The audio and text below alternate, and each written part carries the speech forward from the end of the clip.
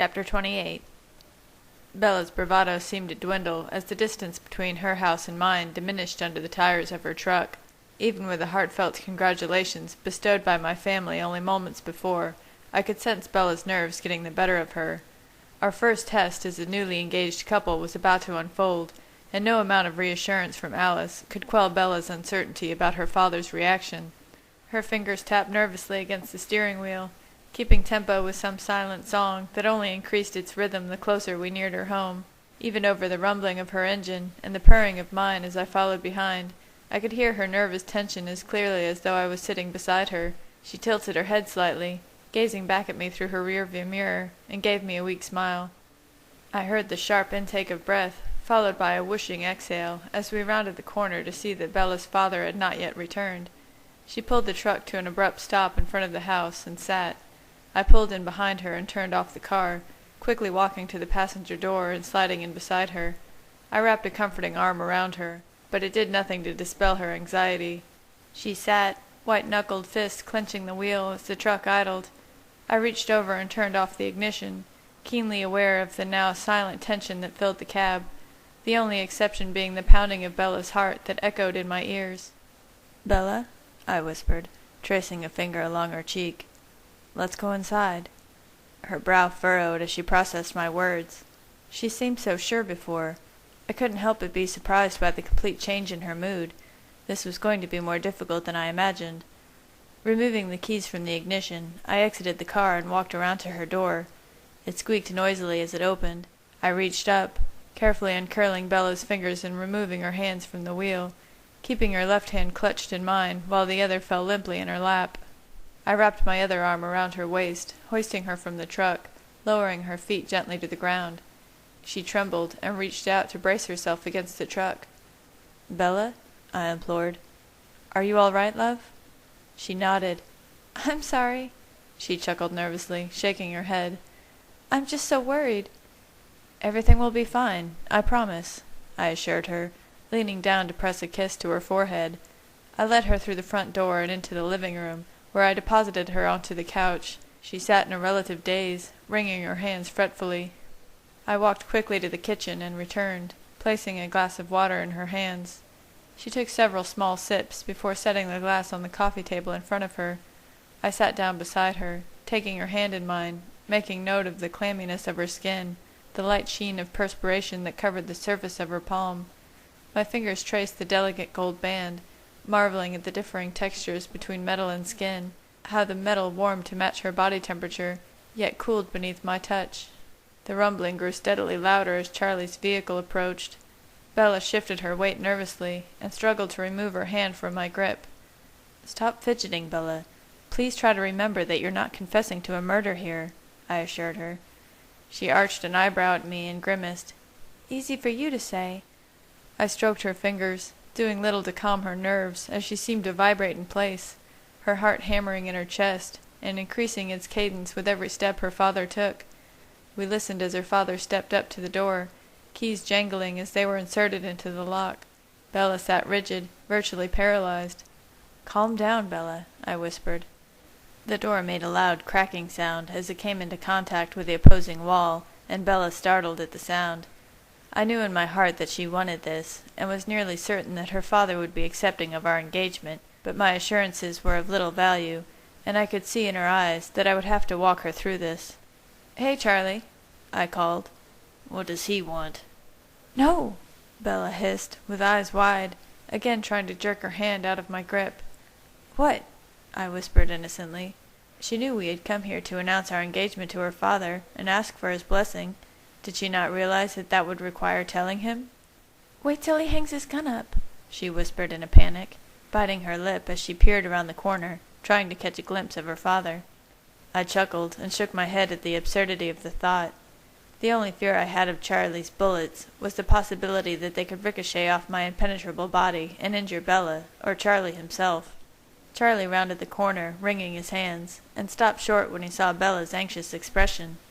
"Something's not right. Why does Bella look so—" From the corner of my eye, I watched Bella's gaze land squarely on Charlie's firearm, still strapped securely to his side. He looked bewildered as he glanced between the two of us. "Hey kids, what's up?"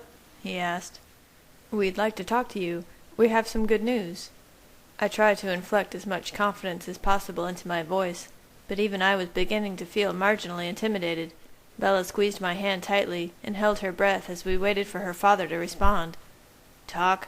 Good news? No, no, no. I just knew something like this would happen. I warned Bella about getting involved." I watched Charlie intently as he eyed the two of us, listening as his heart rate increased with passing seconds. He scowled at me, but turned his glare to Bella. "Good news?" he asked through clenched teeth. "Have a seat, Dad," Bella said, gesturing to his chair. "This can't be good." His eyes narrowed, his stance hesitant yet challenging. As a parent, he needed to know what his daughter was up to, but as a father, the prospect also terrified him. "Is she in trouble? Did something happen? Edward said happy news, but Bella looks like she's about to throw up. Oh no, she's not." The beats of silence continued to build as father and daughter stared at one another. I could feel the blood pounding through Bella's veins as I held her hand clasped firmly in mine. Similarly, the vein in Charlie's temple was throbbing, tiny beads of perspiration blooming on his brow. He finally broke his rigid stance when he walked to his recliner opposite us and sat, nervously waiting for us to begin. He continued to study us, comparing my composure to Bella's, concerned at the striking difference between the two. A litany of scenarios played out in his mind as he waited for Bella to break the silence. "Don't get worked up, Dad," she murmured. "Everything's okay." Okay? Glorious would have been a more suitable adjective. Resplendent, even. It was startling how different my family's views were from Bella's. My family was absolutely elated with the news, eager to finally confirm what they had always known. Charlie, however, seemed to realize that our marriage was possible, but one he was resolved to, not pleased with, and one that he thought was far off in the future, not a mere 2 months away. Charlie wrung his hands. "Sure it is, Bella, sure it is," he scoffed. "If everything is so great, then why are you sweating bullets?" "I'm not sweating," she retorted obstinately. If I hadn't been holding her hand, I was certain she'd be crossing her arms across her chest like a stubborn child. She reached up with her free hand, brushing it across her brow, the tiny beads of perspiration clinging to the back of her hand. "Why does this feel like déjà vu? Like I've done this before?" A memory flashed through his mind, a frightened Renee confessing to something foolish and reckless and life-altering. "You're pregnant!" he exclaimed, his face flashing red with the words. "You're pregnant, aren't you?" He pointed a shaky finger squarely at Bella's abdomen, his lips quivering as he awaited a response, but his eyes were trained on me. "You did this! You did this to my little girl, throwing her life away!" "No, of course I'm not!" Bella exclaimed, throwing her free hand in the air and scowling at Charlie for even suggesting such a thing. She turned her glare to me, and I could see her frustration building. I held back a small smile I could feel tugging at the corners of my lips. As impossible as the idea of Bella and me being able to conceive a child was in the first place, it still didn't dampen the deep desire that we could. I couldn't describe the feelings that reality would elicit, if we could be normal together, human together, produce a life together. Charlie's thoughts pulled me out of my brief reverie. "Thank God!" he exhaled forcefully in relief, running a hand down his face. "Oh, sorry," he muttered. "But if that's not it, then what?" "Apology accepted," Bella murmured, looking down at her feet. The silence in the room was deafening, as Charlie and I both waited for Bella to explain. I had hoped that she would be the one to tell her father, that she would want to share her happy news. But as the tense quiet continued, it became increasingly obvious that I would have to be the one. Bella opened and closed her mouth as her hand trembled in mine.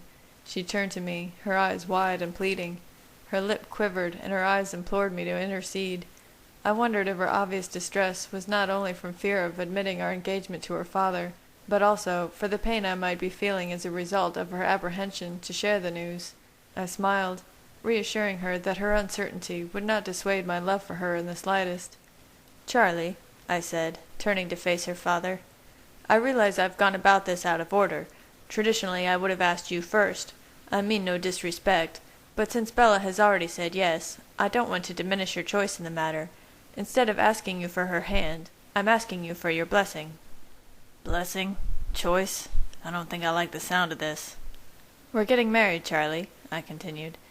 "I love her more than anything in the world, more than my own life, and, by some miracle, She loves me that way too. Will you give us your blessing?" I pressed my lips together, watching as the full spectrum of emotions played across Charlie's face. Bella's heart was beating furiously, and I could feel the vibrations traveling down her arm as she trembled, waiting for her father's reaction. His thoughts were surprisingly clear, almost dumbfounded. He had heard the words, but it was taking some time for their truth to register with him. Charlie's eyes narrowed, and his jaw clenched as his gaze fell on the ring that adorned Bella's hand. His thoughts became so strained, so jumbled, that I couldn't focus on a single coherent opinion. Shock, anger, uncertainty, disappointment. The emotions were nearly as varied as the changing color of his complexion. I glanced sideways at Bella, watching as she sat statue still, holding her breath. Glancing between Bella and her father, I mentally chastised myself for not bringing Jasper. His ability to calm would have been most useful in this situation. Perhaps I had been too optimistic in my ideal for how this moment would play out. The tense silence continued, but I listened as one heart began to slow. Bella's was still beating staccato, but her father's began to return to a more acceptable rhythm. His thoughts became clearer, still upset and understandably skeptical, but surprisingly accepting of the news he had received, as though he had been expecting it all along. Of course, Bella was not privy to this, and took her father's silence as stark disapproval. She squeezed my hand and bit her lip nervously. The couch shifted as she began to stand, and I tugged her arm, keeping her by my side. "Give him a minute," I whispered to her. Her knee bounced nervously as she waited for Charlie's reaction. She had begun to breathe again, out of necessity, but waited impatiently at my side for her father to say something. Anything. I listened intently as Charlie wrestled with his words, trying to come up with a reasonable reaction. He was furious, without a doubt, but concerned about how Bella would take his response. As she had made perfectly clear in the past, she was an adult, and she could make her own choices. So then, how could he explain his dismay to her in a way that would not push her away from him? The one thing that terrified him most was the possibility of losing his daughter. He had lost her once, and wasn't about to let that happen again. His brow furrowed as he rested his chin on steepled fingers, and his eyes shifted between the two of us. I felt a pang of guilt, knowing that I would be the one to cause his deepest fear to come into being. "What can I say? I hate that she made this decision so abruptly. What about Jacob? I had hoped. It doesn't matter. She's headstrong and stubborn, and it doesn't matter what I say. Come on, Charlie, say something. Be diplomatic. Be supportive. Aw, heck." "Guess I'm not surprised," he finally said. "Knew I'd have to deal with something like this soon enough." Bella sank back into the couch beside me and breathed a hesitant sigh of relief. "You sure about this?" Charlie asked, narrowing his eyes at Bella. "You can change your mind." "I'm 100% sure about Edward," she declared, with a surprising amount of confidence. I couldn't hold back the smile that spread across my face. "But marriage? Now?" "Getting married, though. What's the rush? Unless you really are pregnant." His eyes flickered briefly to the shotgun hanging on the nearby wall. The old-fashioned notion of a shotgun wedding was soon at the forefront of his mind. The rush, according to Bella, was her ridiculous concern with the growing disparity between our ages. I would be more than delighted to delay her change indefinitely, but that was no longer my decision. Bella's mouth opened and closed as she struggled to come up with a reasonable explanation for her change in opinion toward the institution of marriage. "We are going away to Dartmouth together in the fall, Charlie," I interceded. "I'd like to do that, well, the right way. It's how I was raised. Moving in together, I don't like it, but guess my hopes for a long engagement are doomed." "Knew this was coming," he grumbled, shaking his head.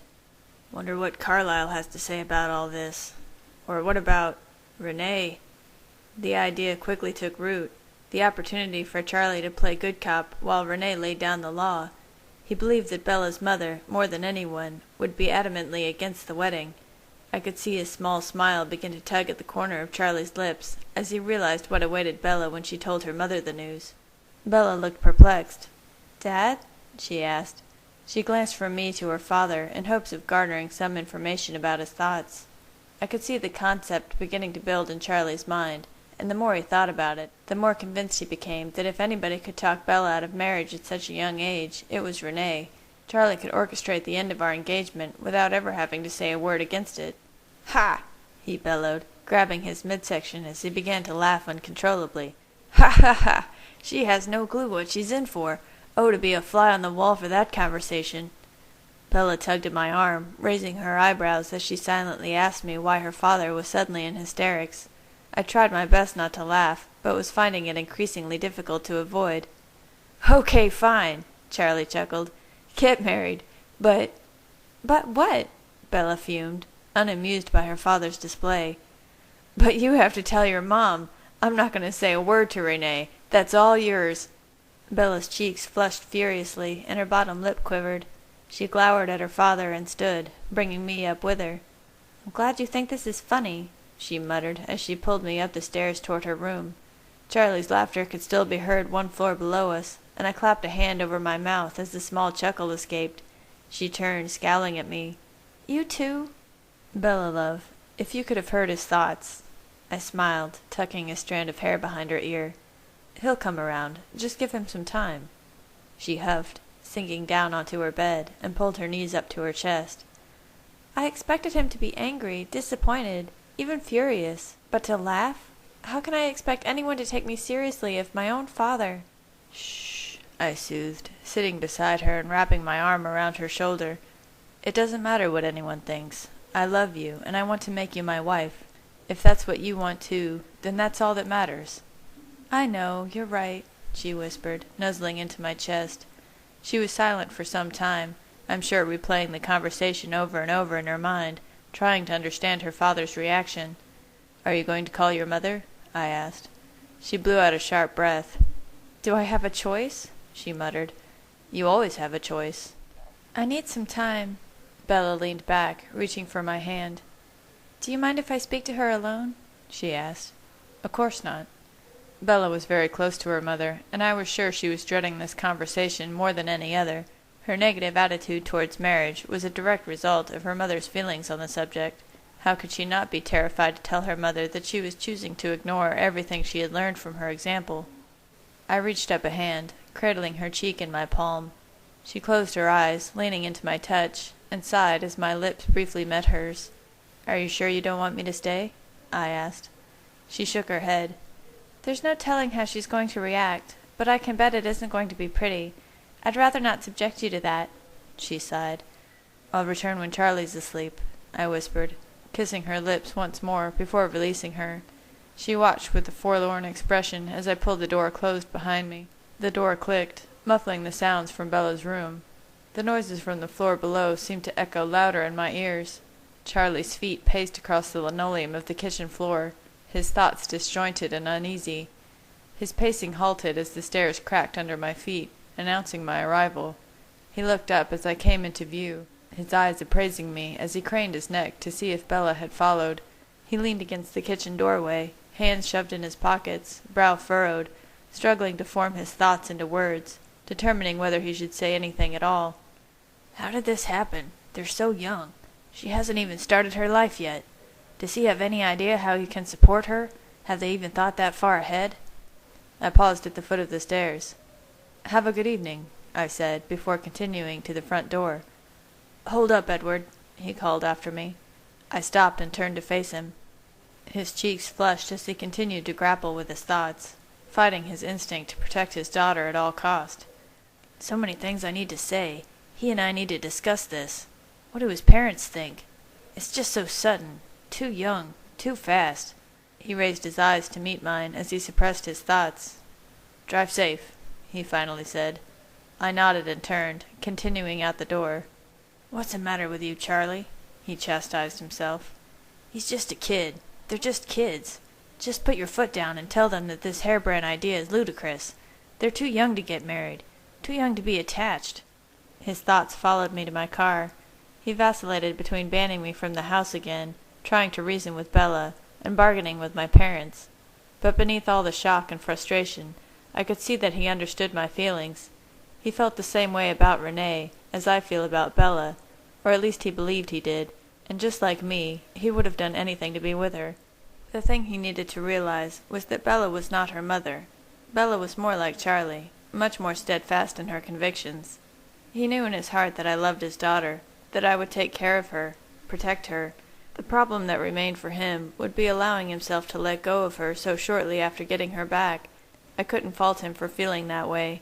He had spent far too many years separated from his baby girl, to have her back in his life for such a short time, only to have her taken away by another man. Thank goodness I can't have a daughter, if Bella thinks her father is protective. I sat in my car for a moment, listening to Bella's conversation with her mother. From what I could gather, it seemed to be going much better than Bella had anticipated. I smiled to myself as I started the ignition and pulled onto the wet pavement. The darkening forest blurred past as I sped my way down the wooded back roads. My smile grew wider as realization set in. I'm getting married.